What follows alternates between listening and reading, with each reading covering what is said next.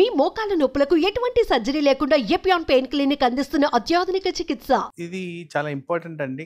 మనకి diabetic population పెరుగుతూ ఉంది కాబట్టి దేశవ్యాప్తంగానే కాకుండా ప్రపంచవ్యాప్తంగా హైయెస్ట్ ఇన్సిడెన్స్ ఆఫ్ షుగర్ మన ఏరియాలోనే ఉంది కాబట్టి షుగర్ గురించి కొద్దిగా ఐడియా ఉండడం చాలా ఇంపార్టెంట్. అయితే ఒక నార్మల్ పర్సన్కి షుగర్ డయాగ్నోస్టిక్ క్రైటీరియాలో 3 జనరల్గా మేము తీసుకుంటాం.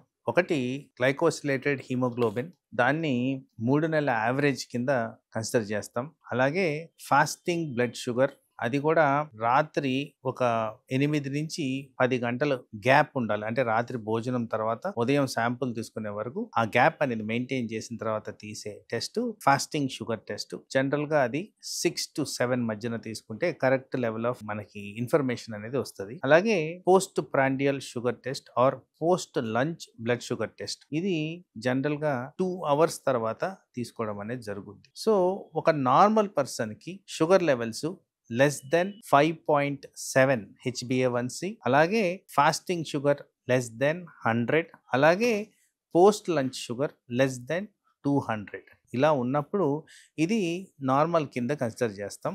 అలాగే ఎవరికైతే ప్రీ డయాబెటిక్ స్టేట్ అంటామో HbA1c గ్రేటర్ దెన్ 5.7 నుంచి 6.5 వరకు అది ప్రీ డయాబెటిక్ స్టేజ్ కింద కన్సిడర్ చేస్తాం.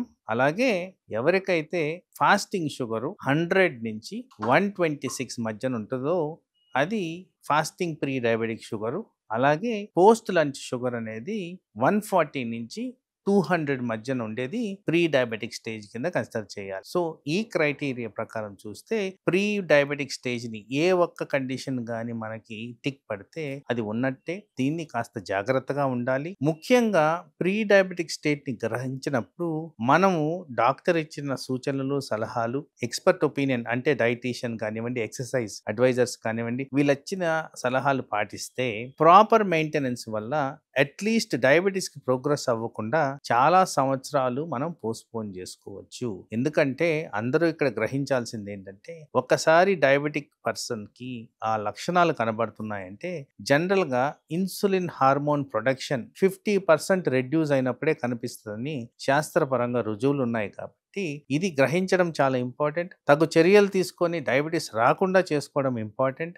ఎంత డిలేడ్ గా డయాబెటీస్ వస్తుందో అంత మేలు మనం చేసుకున్నట్టే. ఎందుకంటే డయాబెటీస్ ద్వారా వచ్చే కాంప్లికేషన్స్ ఇన్వేరియబుల్లీ వైటల్ ఆర్గన్స్ ని మెయింటైన్ చేస్తాయి. కాబట్టి usually related to brain, I, heart, liver, kidney, vital organs. అట్లని చెప్పి మిగతా అవయాల మీద ఎఫెక్ట్ లేదని కాదు, ప్రతి అవయాన్ని డయాబెటీస్ ఎఫెక్ట్ చేస్తుంది. బట్ వీటిని ముఖ్యంగా గమనించాల్సిన అవసరం ఉంటుంది. కాబట్టి ఇది ఎంత దూరం పోస్ట్పోన్ చేస్తే అంత మెరుగ్గా మనం గమనించుకోవాల్సిన అవసరం ఉంది. సో ప్రీ డయాబెటిక్ స్టేజ్ కి వాల్యూ ఇస్తూ దాన్ని పోస్ట్పోన్ చేసే చర్యలు చేసుకుంటే ముఖ్యంగా మనం లబ్ధి పొందేదానికి ఆస్కారం ఉంది.